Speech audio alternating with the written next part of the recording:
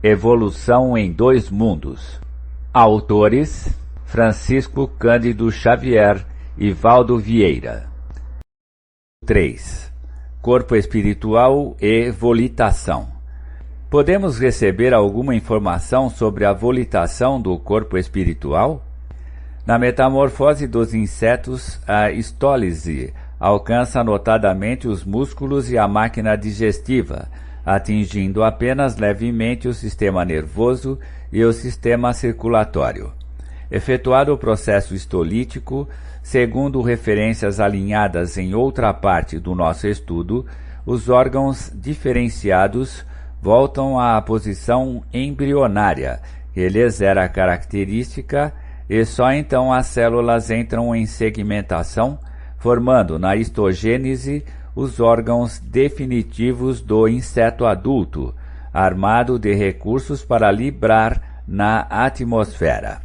Assim também, após a transfiguração ocorrida na morte, a individualidade ressurge com naturais alterações na massa muscular e no sistema digestivo, mas sem maiores inovações na constituição geral, munindo-se de aquisições diferentes para o novo campo de equilíbrio a que se transfere, com possibilidades de condução e movimento efetivamente não sonhados, já que o pensamento contínuo e a atração, nessas circunstâncias, não mais encontram certas resistências peculiares ao envoltório físico.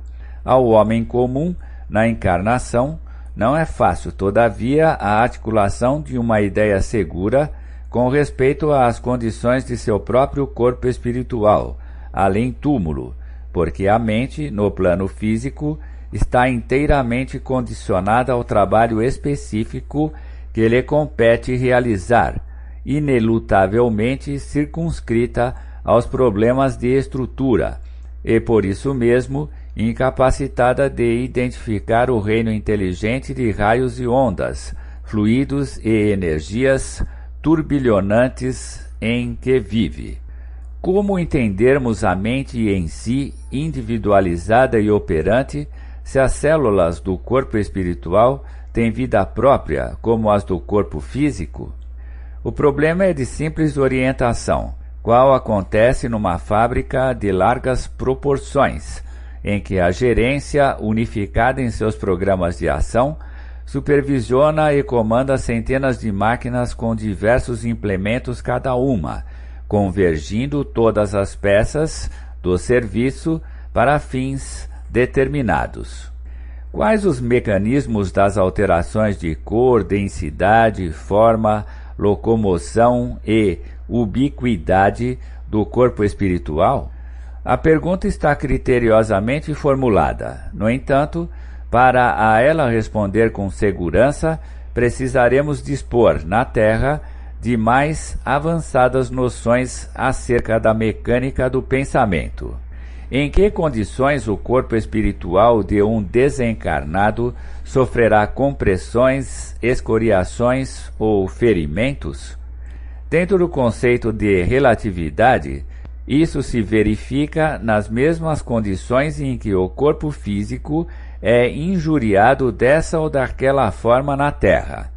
Não dispomos, entretanto, presentemente, de terminologia adequada na linguagem terrestre para mais amplas definições do assunto. Qual é a ordem de formação dos centros vitais pelo princípio inteligente no seu corpo espiritual?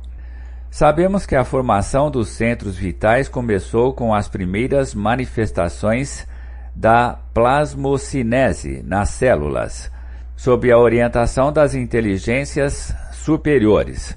Contudo, não dispomos ainda de particularidades técnicas para penetrar nesse domínio da ciência ontogenética.